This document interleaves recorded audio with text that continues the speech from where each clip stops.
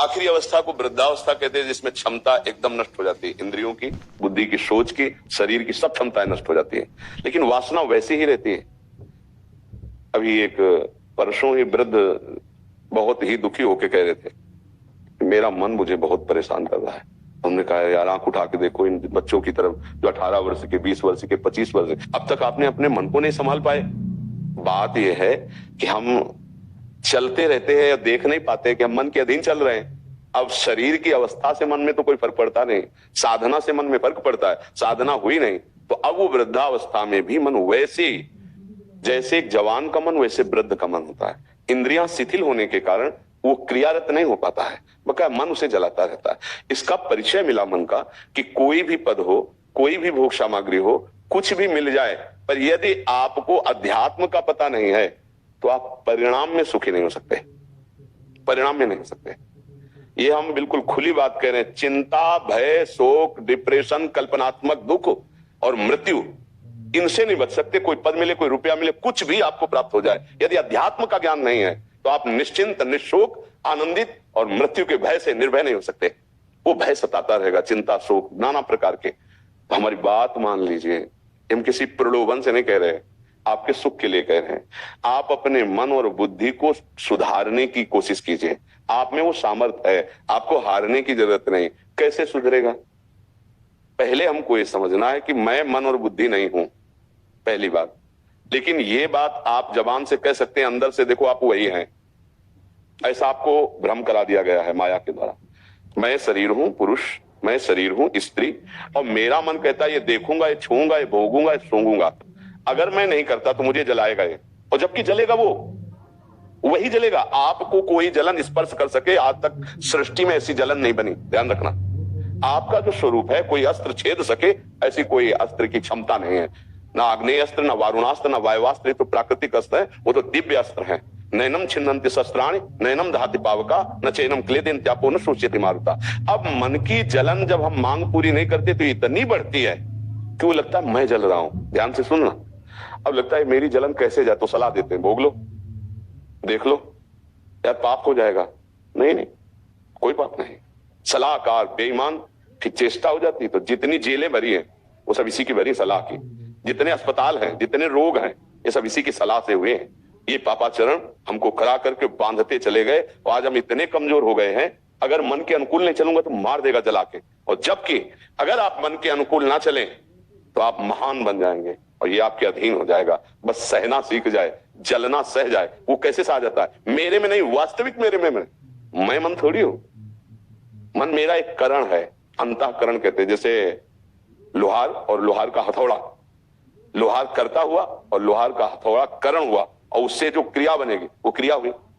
ये करण है आपके, मन, बुद्धि, चित्त, अहंकार, अंतःकरण। इनसे आप जगत के भोग भोगने के संकल्प, विकल्प, चिंतन, मनन करते हैं, और जिससे भोग भोगा जाता है वो इंद्रियां होती, 5 ज्ञान इंद्रियां, ज्ञान कराने वाली, और भोगने वाली 5 कर्म इंद्रियां। और इसी जाल में हम फंस गए तो हम अपने को मानव मान करके, इंद्रिय भोक्ता मानकर दुर्गति को प्राप्त होते चले जा रहे हैं। केवल प्रवचन नहीं, असलियत में देख लीजिए। हम आपको असलियत दिखाते हैं कि वृद्ध शरीर हो गया, अंतिम समय आने वाला है, फिर भी भूख वही बनी हुई है। अब गृहस्थी का 20 वर्ष का संस्कार, भजन किया नहीं उस कोटि का, तो मिटा नहीं, अब वो खाए जा रहा है। वृद्धावस्था है पर खाए जा रही वासना। अब क्या होगा? मरते समय पूरे जीवन की वासना का फाइनल वहां होता है। जब जीव का अंतिम समय होता है तो फाइनल समय होता है। आपने जो किया है उसके परिणाम से फाइनल सामने आएगा। अगर आपने अच्छे कर्म किए तो फाइनल अच्छा आएगा, फौरन वो अच्छा चिंतन हुआ, शरीर छूटा, आपकी अच्छी गति हो गई। अगर आपने गंदे का आचरण किए तो फाइनल में वही आएगा, उसी समय वो भाव आएगा। वो आपका अगला जन्म किस योनि में होना है वो उसी समय तो घबरा जाता है जीव। मार भय का अवसर होता है जब प्राण छूटते हैं। प्राण को ऐसे थोड़ी हंसी खेल थोड़ी छोड़ना, बहुत कष्ट होता है। वो कष्ट वाला जीवन वो करता है। जैसे हम माँ के गर्भ में थे, बहुत कष्ट था, अभी किसको ज्ञान है? भाई हमको एक घड़े में बंद कर दिया जाए और उसमें सब घिनौने पदार्थ डाल दिए जाए, बोलो हमारी दुर्दशा क्या होगी? और केवल सांस लेने के लिए एक नली लगा दी जाए कि जीवित रहोगे, मरोगे नहीं। ठीक है, ऐसी दशा गर्भ में थी। नाभि से एक नली माँ के संसर्ग में थी, जिससे हमारे शरीर का पोषण हो रहा था। बका पूरे पैक थे, झिल्ली में पैक, और अंदर सब घृणित लिबलिबे पदार्थ होते हैं, और उनके बीच में हम रहकर आए हैं। और हमारे जन्म का द्वार आप देख रहे हो, गर्भ में हम रहे, मलाशय और मूत्राशय के बीच में। क्या आपको पता है कि आपको कितना कष्ट था? नहीं पता ना। अगर आपको बताया जाए वो कष्ट तो आप हंसोगे कि यार ऐसा कोई कष्ट नहीं। ऐसे जब नरक का फल बताया जाता ना, भाजते अरे कोई नरक नहीं। नहीं नहीं, जैसे तुम्हें माँ के गर्भ का पता नहीं है, ऐसे तुम्हें नरक का पता नहीं है। अगर आप असत आचरण करेंगे, मन के अनुसार चलेंगे, तो दुर्गति हो जाएगी। तो हमारी प्रार्थना है कि मन दो प्रकार की इच्छाएं प्रकट करता है। किसी को अपने अधीन करने के लिए केवल उसकी नकारात्मक ही भावना रखी जाए तो नहीं बनेगा। अधीन करने के लिए दो बातें होनी चाहिए, एक तो प्यार और एक शासन। जैसे जंगली घोड़ा लाओ ना, तो उसको चाबुक भी चाहिए, थोड़ा भयभीत रहे, और उसको हाथ फेरो, दुलार करो, खवाओ पियाओ, जिससे वो अनुकूलता को हमारी पहचाने। और जब प्रतिकूल हो तब चाबुक। तो दोनों से उसको अधीन किया जाता है, उसको भय दिखा के और प्यार दिखा के। ऐसे इस समय जंगली घोड़ा मन समझ लो, जिधर चाहता उधर रौंद के फेंक देता है हमें। देख लो ना, आप खुली बात है, देख लो ना। वो ठान लिया कि आज ये करना है, और मुस्दी ने दस्तखत कर दिया, हाँ जी करना है। अब आप रो चिल्लाओ, वही करना पड़ेगा जो वो करवाएंगे। देख लो, सब देख लो ना। बोले हम नहीं चाहते कि खाएं, हम नहीं चाहते पिए, हम नहीं चाहते पाप कर्म करें, पर होता है ना, क्योंकि सिस्टम उल्टा हो चुका है। इसको सीधा करना पड़ेगा। अब इसको सीधा करने के दो उपाय हैं, एक से नहीं चलेगा कि नहीं करेंगे नहीं करेंगे, नहीं। अगर वो अपने पे आ गया तो आप रह नहीं सकते, क्योंकि आपकी तन्मयता है।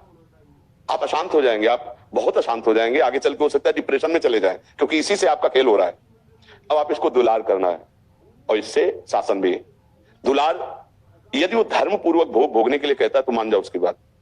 हमारी ये बहुत सोधी हुई बात कह रहा हूं, अगर पकड़ लोगे तो आप इसे अधीन कर लोगे। जैसे वो कह रहा है कि आज रसगुल्ला पाना है, ठीक है, कोई गलत बात नहीं। हमारे पास पैसा है, हम दुकान से खरीदते हैं, भगवान को अर्पित करते हैं, प्रभु पा लेते हैं, धर्मयुक्त है, कोई पाप नहीं। अब ये कहता है कि हमें गंदी बात देखना है, बहुत जन्म हो गए नष्ट करते हुए। नहीं, दो वृत्तियों से इसको कब्जा करना है। अगर धर्म पूर्वक कहता है तो हम भोग लेते हैं, और अधर्म पूर्वक कहता है तो नहीं नहीं नहीं। ये दो तो शासन की हुई। अब इसके दो के लिए हमें बल चाहिए, नहीं नहीं के लिए, और ये विवेक चाहिए कि है ये करना ठीक है और ये करना ठीक नहीं। इसके लिए सत्संग और नाम जप, ये दो साधन है। बिल्कुल खुली बात समझ लो, अगर पकड़ लिए तो निहाल हो जाओगे। सत्संग और नाम जप, ये आचार्य महापुरुषों की बात कह रहे हैं सब। मन तो चंचल सबनते, या को कौन उपाय, साधन को हरिभजन है, कै सत्संग सहाय। सत्संग आपको ज्ञान देगा और नाम जप आपको बल देगा। नाम जप के बल से और सत्संग के द्वारा प्राप्त ज्ञान से क्या उचित है क्या अनुचित है निर्णय कर पाओगे। उचित करना है और अनुचित नहीं करने देना, ये बल आपको नाम प्रदान करेगा। अगर इस पद्धति से चले तो दीर्घ काल तक, ये छोटी बात नहीं, दीर्घ काल तक फिर आपको अनुभव में आएगा कि मन शांत हो गया, कहीं जाता नहीं। जैसे आगे चलकर भजन जब परिपक्व हो जाता है तो मन से पूछे तुम्हें क्या चाहिए, तो अंदर से आता है कुछ नहीं।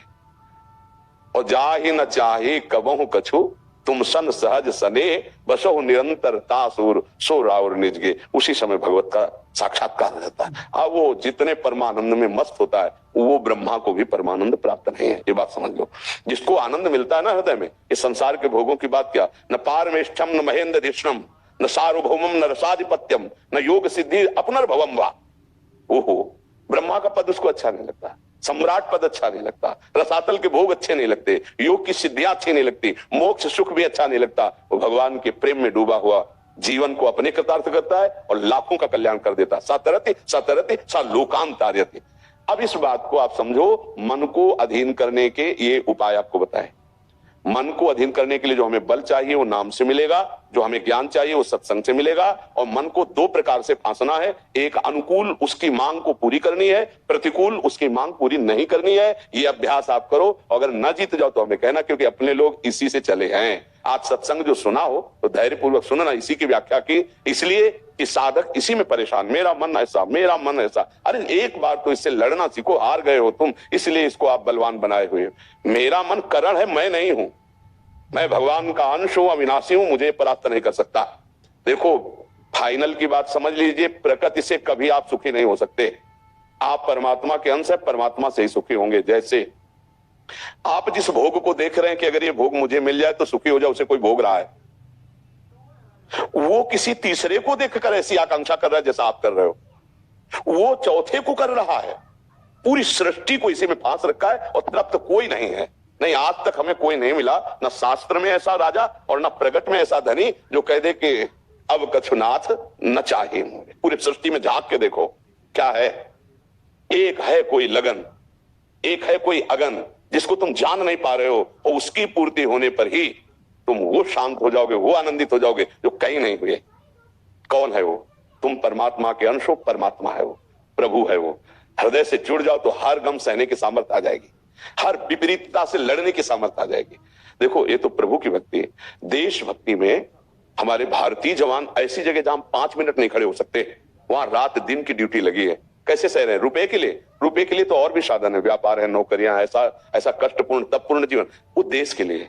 परमात्मा की तो भक्ति का भाव है कि नहीं पता नहीं, पर देश की भक्ति का भाव है तो प्राण उनके लिए खिलौना है नहीं। उनको पता है कि किसी समय पूरा का पूरा कैंप उड़ सकता है।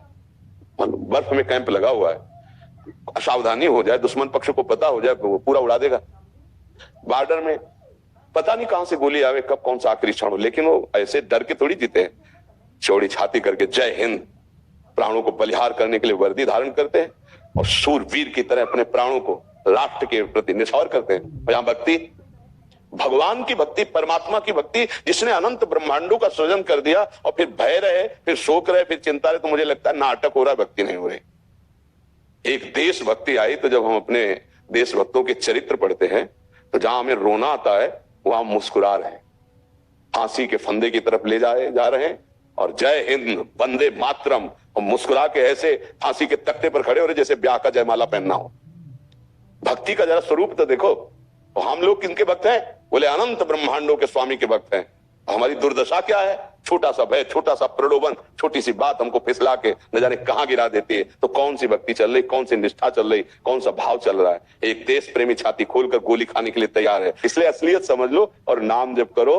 नाम जप, सत्संग और मन की सत धर्म युक्त कामनाओं को पूर्ण करना, असत कामनाओं के विरोध में रहना बहुत बढ़िया बन जाएगा। किसी का भी प्रश्न हो, हमें लगता है हम सबका प्रश्न है, क्यों ना? वो तो सखी प्रश्न कर रही, वो कहे हम सबका प्रश्न है, पूरे भारत का प्रश्न है, पूरे विश्व का प्रश्न है।